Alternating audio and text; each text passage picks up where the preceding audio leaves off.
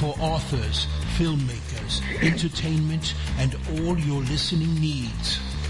Listen now to Talk Now Radio, where no topic is taboo.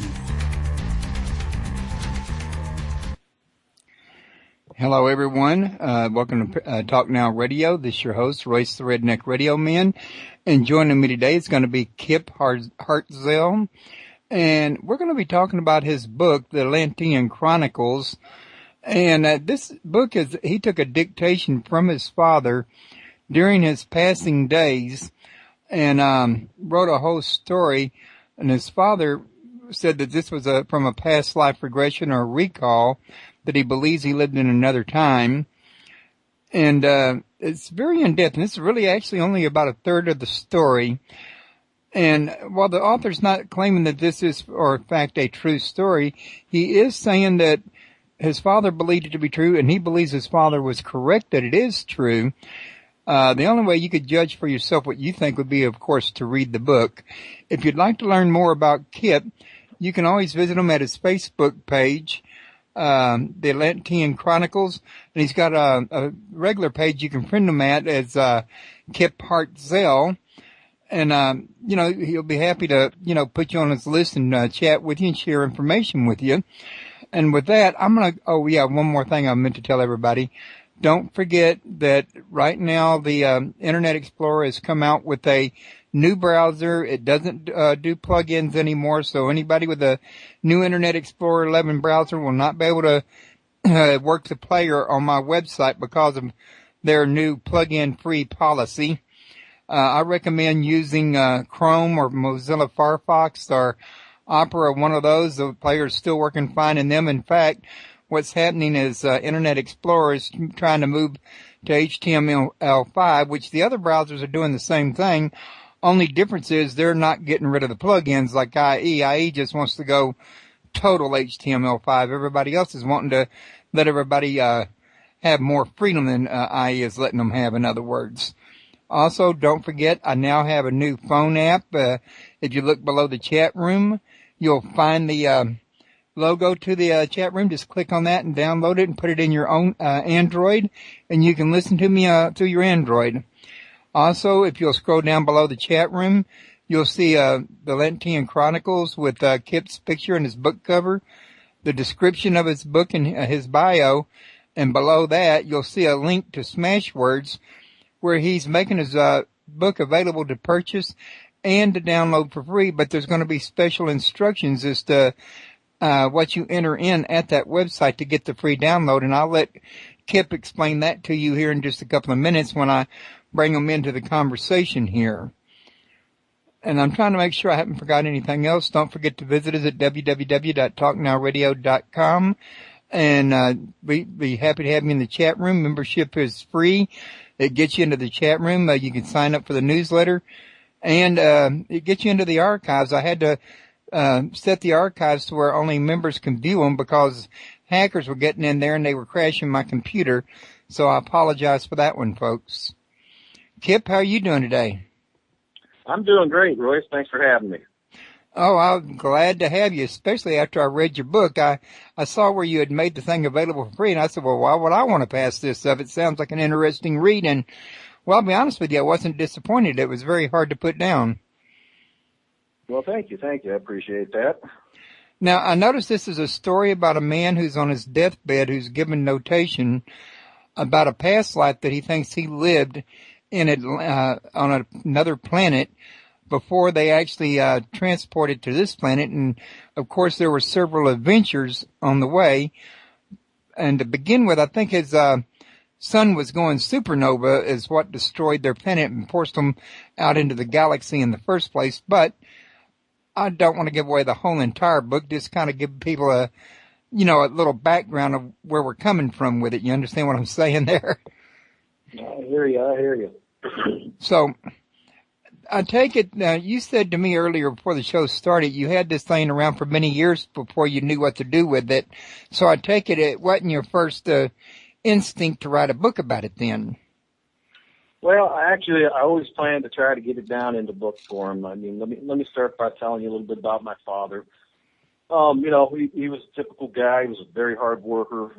Probably one of the most sanest people I've ever met in my life. Born and raised Roman Catholic and this and that. And later in his life, he started waking up a little bit, I guess you'd call it. I don't really know how to describe it other than to say that. I mean, he wasn't fanatical about anything. He didn't drink, didn't smoke, didn't do drugs. I mean, he was pretty straight-laced, He had grown up in the circus business, and his parents had been in the business, as well as a lot of my other family from the other side. And we settled down in Vegas when I was about 4 years old, back in the mid '70s there, and he took on work as doing stage and theatrical stuff. He was a master rigger, and the guy could build anything. I mean, anything. He's built everything from illusions for Copperfield to Siegfried and Roy and whatnot, and just a master craftsman in whatever he touched. So, he took on the business as a stagehand down in Vegas, and then he just kind of progressed from there. And back in 1997, well, we'll go back a year earlier than that. I mean, he had suffered from chemo-induced leukemia at the end, but he had lymphoma for about 10 years, so he was fighting cancer on and off, and everybody knows how that goes. It's just feeling good one moment, and the next you're down in the dirt again. But I love the guy. He was one of the neatest people I've ever met in my life. So we had never discussed what I wrote down in the book before the end there. I mean, he had dropped little hints and stuff. But in the last 10 years he was alive, he started having a spiritual awakening. He used to go to Mount Fuji in Japan, and he'd come down to Arizona and go to Sedona down there, some of the natural power points on Earth. And, I didn't really pay much attention of it. I was young back then. Hell, I was 25 when he died, and 42 today. So, back in 97 is when it finally took him out. So he was out on the road with Phantom of the Opera. He was their head rigger for the show. And oh, wow. I got a call. I got a call that, he was sick and in the hospital with pneumonia. Well, we didn't know at that point right there, how bad it was. And then finally we got a call back from the hospital, and it wasn't pneumonia. It was chemo-induced leukemia, and he was too sick to even fly back. So long story short, yeah, it was rough news, but I guess after dealing with it, watching him dying for 10 years, you're kind of used to the notion of it, and everything as bad as it sounds. But the only thing we wanted to do is make sure to get him back here home to Vegas before he went. So his mother was still alive at the time, and his brothers were down here, and of course me and my brother lived here with our mother. And so we finally got enough money together and had to rent an air ambulance to get him back here. So leading into how the story came to be, he was in the hospital. They wanted to try one last intense treatment and everything, which didn't end up working. But in the meantime, in all this, I had just started my very first job at a major airline at the time, America West, and here I am spending every waking moment at the hospital with my father, which leads us into, as I'm sitting there with my father, he eventually starts telling me a story in between him passing out and running in and out of consciousness. And he tells me to get a notepad and start writing stuff down. So I did, and this went on for over 2 weeks. Okay. Now, did this cause any problems with you on your new job, I mean? Well, no, not at the time, actually. The guy that hired me on the airline right there was just a very kind, compassionate person and everything. So he worked with me, throughout this, it was over a month that he was here before he went, but I was still going to work, and I was just going to work to the hospital afterwards, and I had to deal with it in my own way. Well, it's good to hear that there's still compassion left in the world. It's so rare, it seems like I see it anymore. No, I hear you. So I'm always a little sympathetic when people got family ill and whatnot. But anyway, my father just, he started telling me this incredible tale, and I really didn't know what to think of it at the time. At first, I thought he was hallucinating. And, they had him on so many drugs and whatnot, but, he started the story at the beginning, and then he'd pass out along the way, in the middle of a sentence or this or that, and then maybe 15 minutes to an hour later, he'd wake back up and start telling me right from where he left off. And, of course, me being a non-believer at the time, I would question him and try to go back to things he said or, stuff I wrote down and everything, and I got the same answer every time. But now my mind's a little bit blown away. I'm like, this is my father. I've never known him to be crazy or anything like that, but here he's telling me this epic tale of, life and humanity and the beginnings of how we came to Earth and Atlantis and everything else. It was just almost too much to take at the time. You have tales of coming from an entirely different solar system and entirely different galaxy that we wouldn't even be able to see from through our telescopes if we was to look at it because it's blocked by the Milky Way. Is that correct? That's correct. Which I got to tell you, that was quite a tale as far as the actual trip and what all it involved, the things that they ran into, the obstacles they had to overcome, the good luck that they run into, the technology that they found along the way. It's a pretty, it does read a lot like I guess you might call it a suspense thriller, action, novel of some sorts, futuristic. Yeah, it's got a little bit of everything in there. Yeah, it really does. It's got a spiritualistic in it and holistic, but it really made for a very fascinating, I would be surprised if you couldn't turn that thing into a movie, to be honest with you. It's reminiscent of, say, like Babylon 5 or, say, Star Wars or something. Yeah, it's something else. The story itself is just unbelievable. And in writing the book, and I need to give some credit here, I have a co-author for the book, and his name is Tom. And Tom DeHay is just one of the neatest people and the kindest people you ever met in your life. He's just a good old boy from Texas, coincidentally or not, who lived up here for 20 years, and he worked with me at the airline there. And I'll bring Tom into the picture here is, I've always noticed Tom with science fiction and reading books and this and that. And then finally one day I asked him, I said, Tom, you ever thought about writing a book? And he says, well, I thought about it and I've tried to start it a couple of times, but then the logistics of it just got a little confusing and everything. So me and Tom kind of pooled together. I showed Tom the core story of the book, as my father, actually the notes that I wrote down from him. And Tom was just blown away by it. And we started working on it, and it's not nothing we wrote in a day, I'll tell you that. It took us about 2.5 years by the time it was all said and done before we were happy with the first book of it. This is a 3-book deal right now, by the way. Book 2's underway, and book 3 will be written, but we have the core of each story off my father's original, past life regression notes. So this wasn't told in the actual form it's in the book right now. For example, it would say missing characters and maybe places or place names or something to that effect. Yeah, well, there's a lot of characters are going to transcend through because back then the people in the story right here, as per it was told to me, they lived an incredibly long time. There was no such thing as they were almost immortal because of the technology and whatnot. Right, that was one of the interesting parts. As long as they were close to the source, they didn't age. Yeah, and you only started aging after Atlantis had left. So not to give too much away there, but right. Anyhow, that's how the book started right there. Is my father on his deathbed telling me the story. I will tell you this is, as the story concluded of his notes and everything, it's almost like he hung around to make sure he passed along this story to me because he died a day later.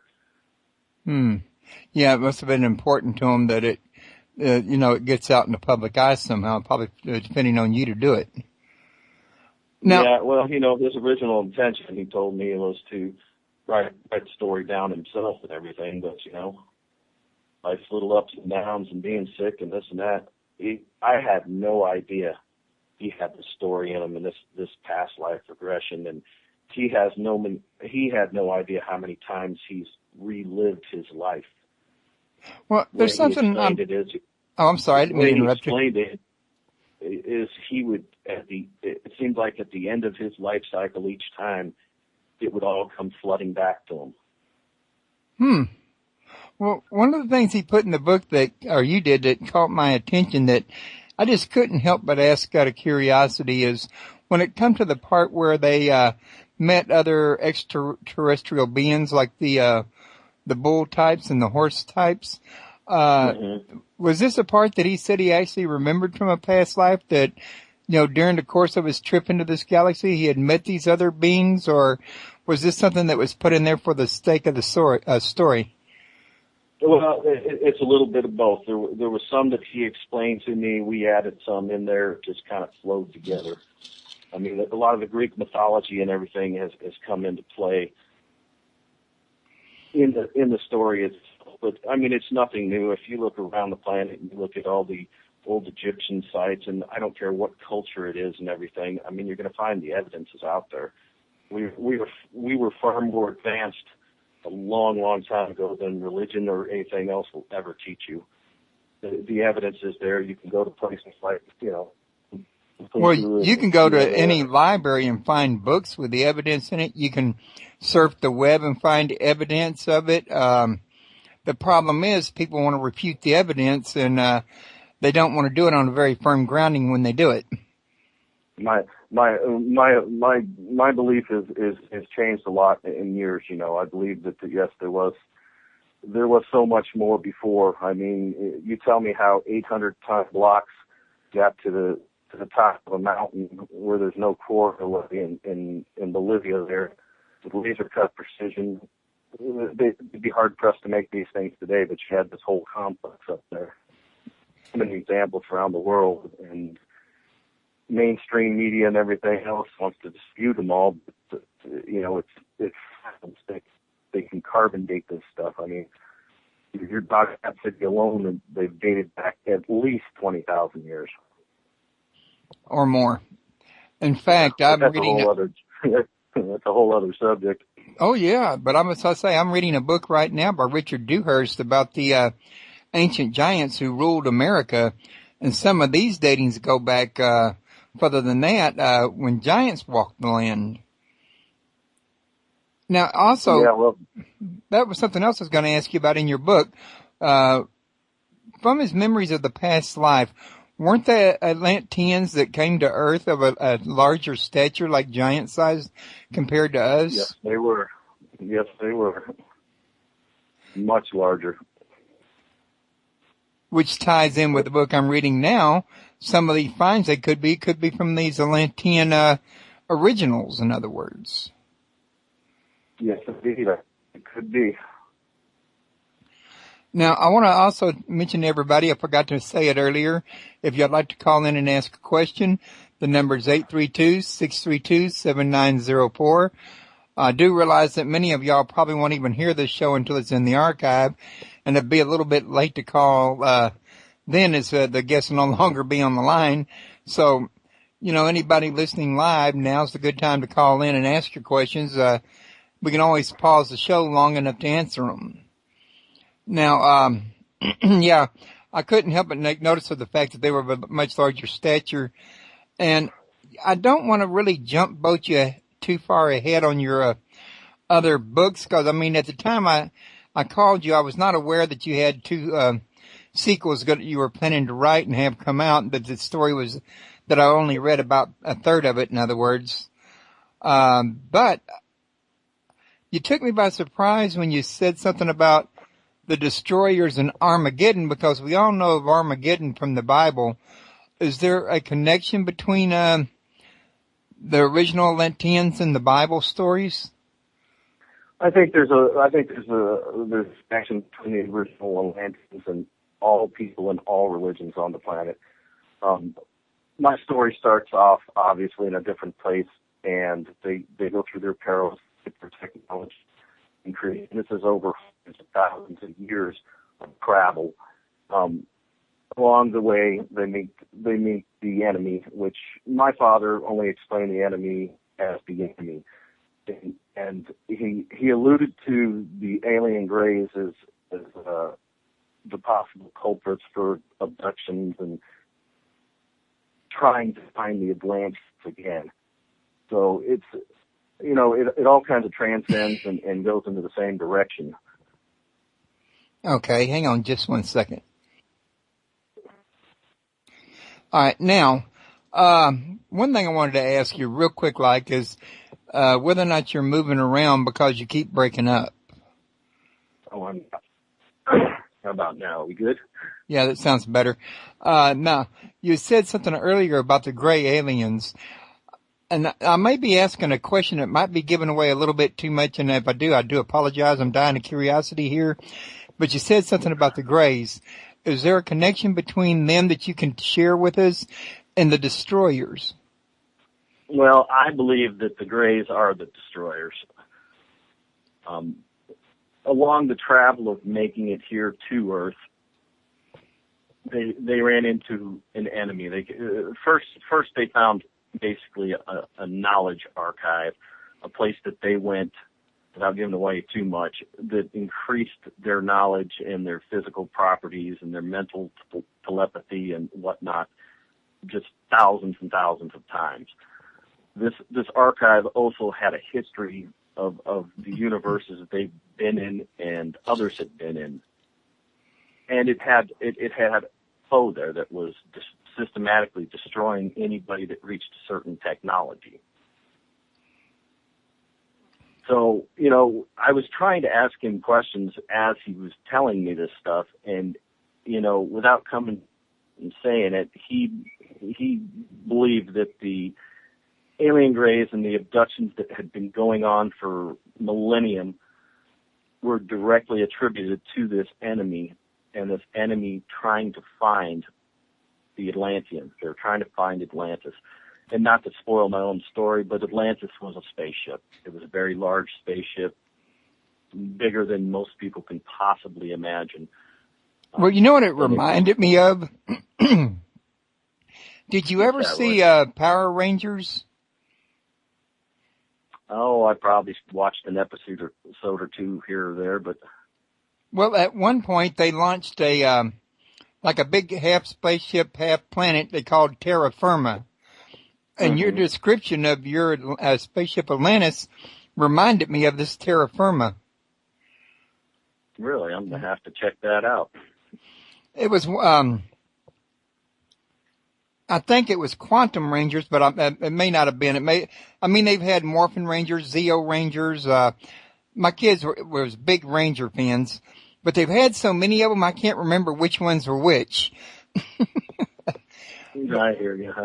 I could get back that information to you after I get it later. I know they had these saber swords that they used in the show, but it kind of reminded me of that because it was the ship you described in your book. If I may be so bold as to say this much, was kind of like partially planet, partially spaceship. Wouldn't you say it could be maybe an accurate description? Well, yeah, just because of the sheer size of the thing and the dimensions and everything, it started off as the ship started off as a floating space station around a dying world, and most of the planet had already evacuated in search of a new home, and then you had your people that wanted to stay, thought they could solve their problem with their dying son with science, and they found out a little bit too late it wasn't going to happen, so it was the last ditch. The planet was mostly barren of all natural resources from the mass exodus, 50 years earlier. So this was the last place anybody could go to and try to get off the planet. And along the way of them traveling, they've gotten the technology, they found their places, they've met different species and whatnot, and then they finally eventually run into the enemy. And they did find some of their people along the way. Right. Now, it was a good thing, though, if you ask me, that they left out in, two separate deals. The ones that, was in a hurry to escape before it got too late, and the ones that wanted to hold out to the last, because, it kind of, I think, helped prepare the second group for the destroyers, if you ask me. Because it kind of had a pre-warning, huh? I think if they had all gone together, there wouldn't be anybody left to tell the tale. Right, that's what I'm thinking, because they almost destroyed the first ship if it hadn't hidden inside where it did. The very fact that they found them and gave them a warning about the destroyers is what I mean. I think it helped them survive, in other words. Forewarned is forearmed, in other words. Now, what I wanted to also ask you is, why are you making the book available until June? I'm just for free, building an audience for the story. I'm building an audience for my story here. This book was never intended for me to get rich on or anything else. This is a labor of love for me, and kind of like my father's dying wish that the story go out there. So whether the people believe it or don't believe it, it's not the point of love is to tell the story and see what happens with it. Well, I'll be honest with you. From my perspective, for me as a reader, whether or not I believe it is not the main crux of the matter as far as an interest in the book, because whether it's a true story or not, it is a fascinating story. And let's face it, we all buy stories that we know to be fictional just for entertainment value alone. And this book, just in that respect alone, is well worth it. It's as good as the Da Vinci Code or any of the others that I've read as far as I'm concerned. I sure do appreciate that. That's not to say that it can't be true either. Don't get me wrong. I'm just saying what's primarily important as a buyer or a prospective buyer. You see what I'm saying? Oh yeah, yeah. It was just I had to put it out there. I put it under the science fiction genre and everything, because where else would I put it? You know, I can claim this book is true, and this is a true and actual account. You know, not everything in the book is true, of course. There's always made up stuff for characters and whatnot like that, but the core of the story is true from these notes that I took 17 years ago on my father's deathbed. Yeah, the overall gist that you believe it's true that your father lived in another lifetime, that his planet was victim of a sun-going supernova. They had adventures as they transported to our galaxy, and they found their way to this planet. The basic overall story of it, in other words, is true. Whether whether some of the characters were, for entertainment or not, in other words. Yeah, and I felt good about the book after it was all said and done, because we did stick to we stuck to the core of the story. We didn't really leave anything out. I mean, there's more stuff that happened along the way, that you'll see in book 2, and you'll see even more in book 3, and that's where kind of the religious aspect gets in it a little bit too. And then you'll see through history how it's transpired, and finally to the end where Atlantis will return. Well, I personally would recommend anybody to scroll down to the bottom of my page and click on the Smashwords link. Matter of fact, before we forget to do this, why don't you give them the instructions on what to do when they get to Smashwords in order to get the book for free? Well, all you got to do is click on the link. You can type it into Google or anything else. To type in the Atlantean Chronicles, you'll see the Smashwords. It's also available on Amazon too. Amazon is a little bit harder to get them to let me give my book away for free. So I did it through Smashwords because they made it real easy. And, of course, between Smashwords and Amazon, about any ebook site you can find on these two. I think they pretty much own them all at this point. But you click on the Atlantean Chronicles link on Smashwords, and you go it's going to show it as a price of $2.99. You'll start clicking through it and everything, and right before you get to the end, you have to create an account is what you're doing here. But before you get to the end, it'll have a coupon code right there. And if you plug in the current coupon code, it will take that $2.99 and turn it into a 0, and you will be able to download it on any kind of device, whether it's a phone, a Kindle, a computer, anything else. And those of you that are putting it on a computer, all you do is download the free Kindle software or whatever kind of e-reader software you like, and it'll pop right up